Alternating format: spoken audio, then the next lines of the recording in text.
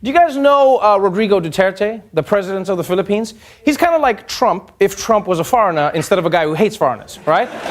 He's creepy around women. He dislikes Obama for no good reason. Mr. Obama, you can go to hell. And just like Trump, he's always saying something controversial. Who is this stupid guy? Oh, man. That audience did not like that.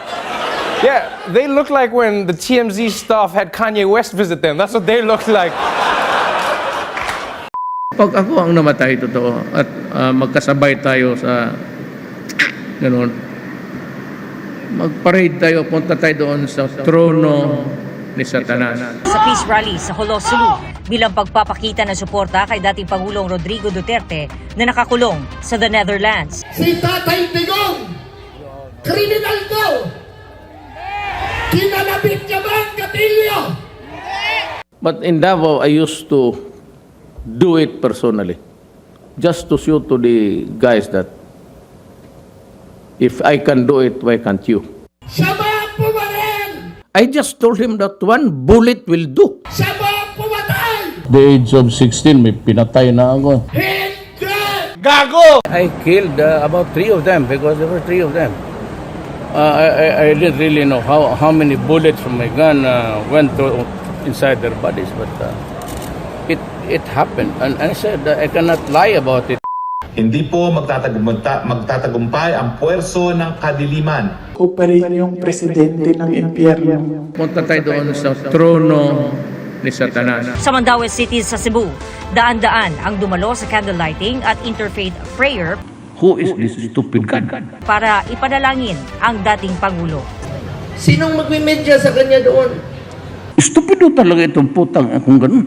Meron tayong pag-asa dahil malaki ang Diyos natin! You're the son of God. You are not the son of some god. You're definitely not Jesus. Hell, you're not even a free man. At sinisiguro ko sa inyo, Impyerno kayo. Magkita-kita tayo doon. kung taimtim kayo na nagdarasan para kay Tatay Digong, At huwag kayong matakot, sinasabi ko. Kung mapunta tayo sa impyerno, marami tayo. Gayon din sa Zamboanga del Sur kung saan nagpailaw ng mga flashlight at nag-alay pa ng kanta. Pag ikaw ay kumakampi sa kasamaan, ikaw ay haram na Muslim. Ikaw ay kampon ni Robin Padilla na isang haram na Muslim, isang peking Muslim. Gabi-gabi rin ang prayer rally sa Davao City. Lahat kayo dito, marami kayong kasalanan. Punta tayo doon sa trono ni Satanas.